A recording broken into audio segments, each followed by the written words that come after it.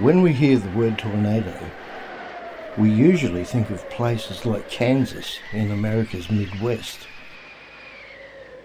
But not as many people realise that not only do tornadoes occur, rarely, in Australia, but some have been recorded in Brisbane. This is the history of tornadoes in Brisbane.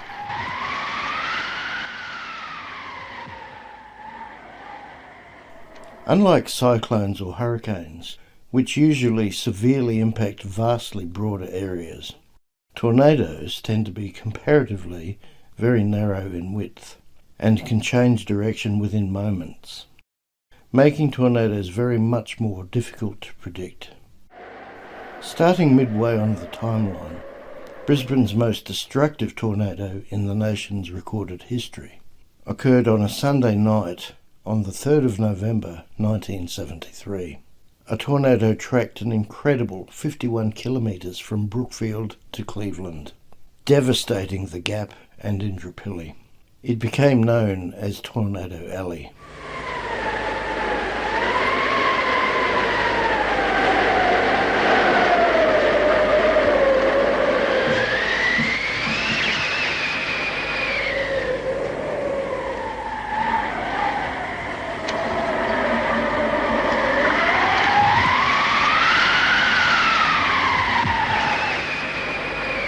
In daylight, frightened residents emerged from the destruction. All of a sudden the lights went off and we raced into the bathroom. The storm I read somewhere, I think in some government thing, wasn't it? You're supposed to race in the bathroom or the smallest room in the house. No one was killed, but plenty of people were injured. Volunteers rushed to help. Queensland Civil Defence was mobilised. Until this night, their only role in Brisbane was in case of a nuclear war. The organisation was soon renamed the State Emergency Service, SES. The scale of the destruction was a shock. Homes had been blown off foundations, other houses were torn apart. And what about your furniture? Where'd that finish up? Just have a look, mate, down the gully. From the air, the twister's track was clear. A narrow path of destruction, between 100 and 230 metres wide. The twister first touched down at Brookfield, then passed through Kenmore Hills and Indooroopilly. It moved on to Brisbane's south side at Yeronga, destroying businesses. Then it headed south straight over the Maruka Bowls Club. The new suburb of McGregor was next on the hit list. Its high school was torn apart. The system continued east over 8 Mile Plains, across to Victoria Point and out to Moreton Bay. 500 homes lost their roofs, 1,390 were damaged, and 500 were declared structurally unsafe. Wind gust something like 300 kilometres per hour. In some of those suburbs on the track, the walls were actually blown out as well as the roof taken out. Tornadoes are rated on a scale from 0 to 5, with 5 being the most intense. Brisbane's twister of 1973 is officially classified as a Category 3 system. That rating was based on the analysis of damage. If 3 systems are strong enough to remove entire levels of well-constructed homes, like this one in Crest Garden Street, McGregor, upstairs only the toilet was left. Thankfully, the suburbs the tornado passed over were not densely developed in 1973. That same track today would be absolutely catastrophic because it's much more populated. If we now jump backwards to the first recorded tornado events of Brisbane. October 23rd, 1890. A cyclonic storm with rotational winds caused significant damage across Brisbane. November 28th, 1909. A severe storm with a reported funnel cloud caused extensive damage in New Farm. December 10th, 1934. A powerful tornado struck Maruka, destroying roofs and walls in residential areas. February 22nd, 1936. One of the earliest documented tornadoes struck Logan, south of Brisbane, causing significant damage. November 4th, 1960. A tornado caused damage in the Holland Park and Mount Gravatt areas. As mentioned in the beginning, the tornado of November 4th, 1973 was Brisbane's most destructive tornado on record. November 16th, 2008.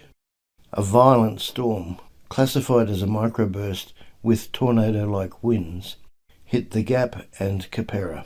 Unbeknown to me, albeit in low quality, I actually filmed that severe storm prior to realising the extent of the damage that storm caused. There goes our shade cloth.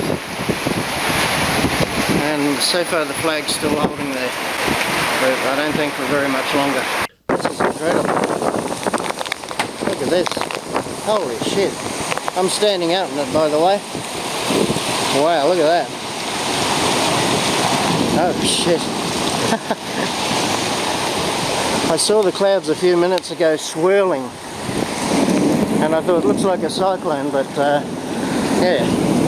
Don't know if it is, but it's having bouts of extreme roughness. This may sound unusual to some people, but being the type of person that I am, we actually left it until around about a week later before we took a drive to the area to see the extent of damage, as we didn't want to get in the way of any repairers or SES workers to hinder their operations. And also I'm not big on showing people's personal devastation. October 22nd, 2021. A tornado struck near Brisbane Airport, damaging hangars and planes.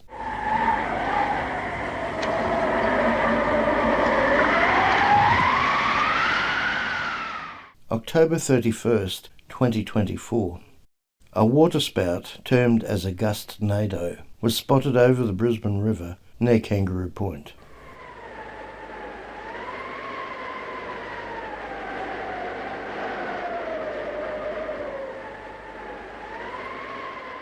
November 1st, 2024, a waterspout was observed off the coast from Brisbane. More recently, local reports surfaced of a waterspout in Deception Bay, in northern Moreton Bay, around October 29 to 31st, 2025. Also, despite severe weather events in and around Brisbane, like recent damaging hailstorms. Oh, here comes the hail. Oh, these are much bigger. Oh, I'm not standing out in it this time. Shit. Holy shit. Look at the size of it.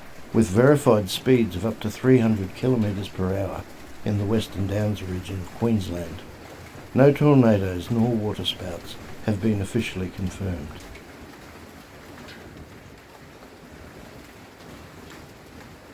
The Earth is not a stationary object. It spins on an axis with an average rotation speed at the equator of about 1,670 kilometres per hour, or 1,040 miles per hour, and a global average speed of around 1,250 kilometres per hour, which is 780 miles per hour. The Earth's rotation shapes wind directions, storm rotation, and global circulation patterns. It doesn't create weather directly, but it controls how air and water move, which is fundamental to almost every weather system.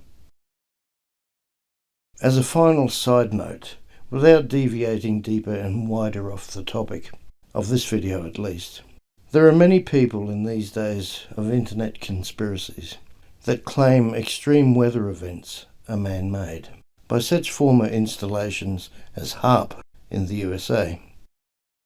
My answer to those people is always a question. What benefit would there be for governments to cause destruction when it's the government that also needs to spend vast amounts of money towards repairing the damage of floods, cyclones and the like? Not to mention providing relief funds to the victims of such events. As I tell them, it's called weather. Thanks for watching.